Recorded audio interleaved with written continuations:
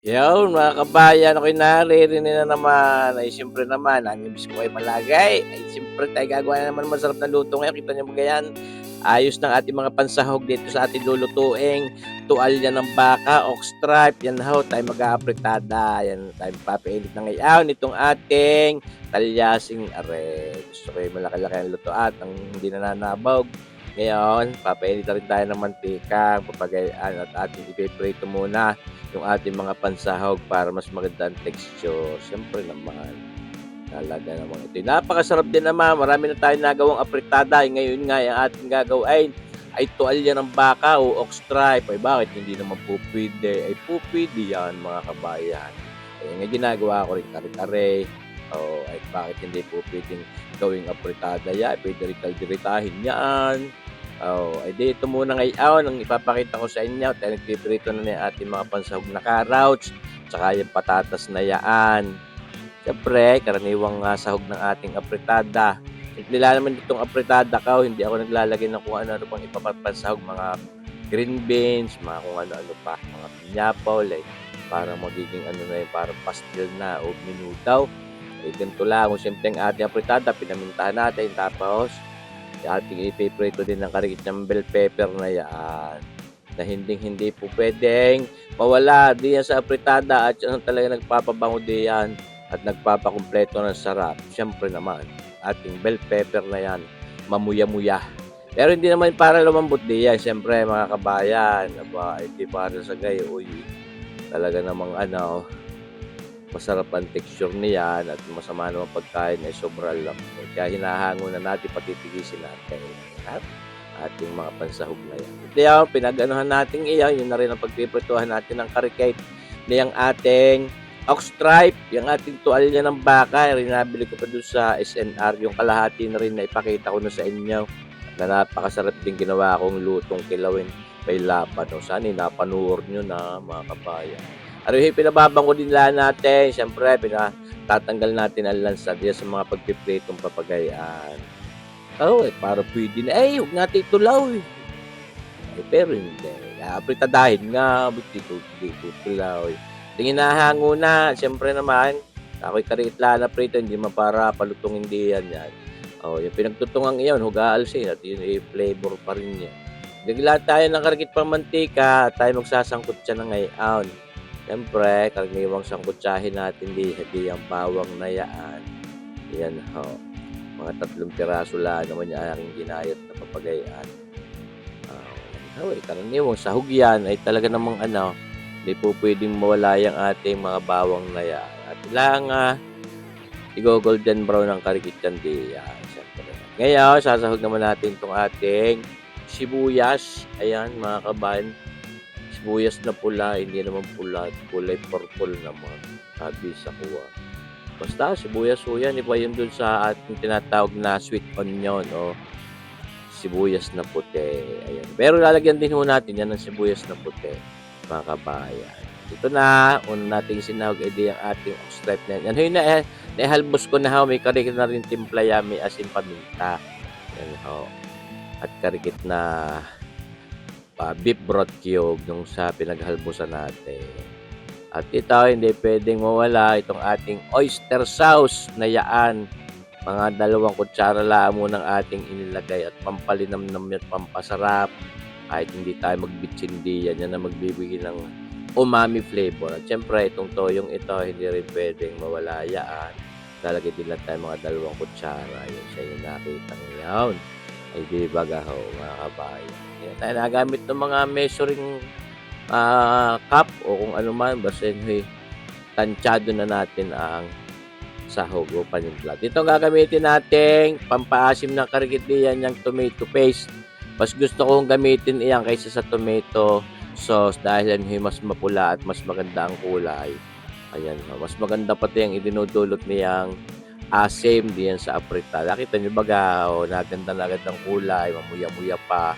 Pamintahan pa rin natin, mas masarap yung maraming paminta. Ito ating tutubigan ng karikit na papagay at ng ano, syempre, hindi magtutong yan at yung pinaka, parang anong yun sa ilalim, Hindi naman sunog yun, ano. Dinagdagan na rin ho natin ng tubig pa at nang sa gayoy mapalambot natin yan. Dahil yun sa pagkakapaghalbos natin kanina, hindi naman natin ho iyan masyadong pinalambot. Yan, para tanggal din lang lansa at hindi na rin natin gagamitin din yung ano, pinaghalbos natin kinukulab at ating binubuklat siyempre para ho mabalanse yung ating ano, pagluluto, ating binabalik-balik na papagayaan. At yan ho'y napakasarap naman mga kabayan. At habang concentrated lang pa ang flavor na yan, ay di manuot dun sa tuwalya ng baka yung ating mga panitla. Nilagyan natin ulit ng isang pirasong beef broth cube. At tulad nga sinabi ko, yung pinaghalbosan ko na meron ding isang gayon. Kaya yun sapat na. At ito, dadagdagan natin ng isa pang kutsarang tomato paste ay sauce marcy po mga kabayan. Kasarap naman yung ating apritadang tuwalya ng baka. Lalagyan natin ng karikit na panamais, yung ating brown sugar na putlain, mga kulang-kulang isang kutsarita. At masarap din naman sa mga apritada ang ano, manamis-namis. Lagyan natin 2 piraso sili, yan ho. Sapat para mapainit lang natin, mapahanghang ng karikit yung ating apritada. Yan naman ang apritada sa totoo lang yan hindi para mahanghang dahil kalimitan yan ano, yan pang ulam. Pag mga pulutan, hindi mga kalderita. Pero pwede rin pulutanin niya. Pinaglalagay na natin ng karikit yung mga bell pepper, ng malugnot iyon at ma-infuse talaga dun sa sarsay yung lasa ng bell pepper na napakasarap at napakabango naman. Siyempre, kinukulob natin at siyempre, ating babalikin. Naglagay tayo ng kulang-kulang kalahating kutsaritang asin, pantanggal lapnak. Ayan ho. At nako, tunay na. Nakakapagpalaway na agad, mga kabayan. Ho, ilalagay naman natin ngayon na itong ating mga carrots at patatas na yan. Napatigis na natin. Saka yung pa mga iba pang natirang bell pepper na siyempre para gusto ko may crunch pa rin ang karikit, may lutong. Bukod sa doon sa una nating isinahog na para talagang mapugnaw diyan sa sarsa. Okay, mga kabayan, sabi ko sa inyo, hindi lang ho panggoto, pang kare-kare, yung mga kalyaws, yung ating tuwalya ng baka, yan ho'y pwede rin gawin ang lutong apritada. Tayo babasag niyang ating liligisin niyang ilan sa mga patatas na yan at ng pampalapot naman ho yan ng ating sarsa. Hindi na tayo para magdukduk ng mga crackers, ng mga skyflakes o magic flakes. Ayan, mga kabayan. Yan, how po. Talaga namang nakakapag-anyaya na agad doon sa sarap. Pagkagarnigang yung lalantang pang-ulam. Ox-stripe afritada. Yan, ho. Apritadang tuwalya ng baka ni Sir Boyay. Yan, ho. Ating kinukulo pa rin ang karikit niyan at nang makuha na natin ng tamang lambot ng ating patatas at carrots. Hindi masyadong malambot, hindi naman matigas. Sakto lang. Kumbaga may ligat na sarap. Ayun, mga kabayan. Ayan, ayos na yan. Di ba gaho? Sabi sa ko pag may karikit pa'y mapapahaplas na yan sa hapag ng lantakan. Itong ating ox-stripe apritada. Yan ho. Kalderetang apritadang